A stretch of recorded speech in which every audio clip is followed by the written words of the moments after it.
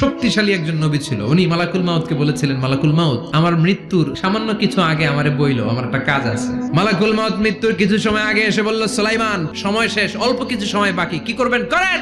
সাইয়েদনা সুলাইমান জিনদেরকে ডাকলো, ও জিনেরা, বিশাল একটা প্রজেক্ট আছে, প্রজেক্টে কাজ শুরু করো। আর কিছু জিনকে বলল, চারদিকে গ্লাস ফিটিং করা একটা রুম বানাও। সাইয়েদনা সুলাইমান আলাইহিস সালাম গ্লাস ফিটিং করা রুমের ভেতরে ঢুকলেন। এই রুমে ঢুকার দরজা নাই, হাতে একটা লাঠি নিলেন, লাঠির মধ্যে ভর করে দাঁড়িয়ে রইলেন আর জিনদের দিকে তাকিয়ে রইলেন। জিনেরা এত বদমাশ ছিল, সাইয়েদনা সুলাইমান দাঁড়িয়ে না থাকলে কাজ করতো না, দাঁড়ায় না থাকলে আজও লোকজন কাজ করতে চায় না, ঠিক কিনা?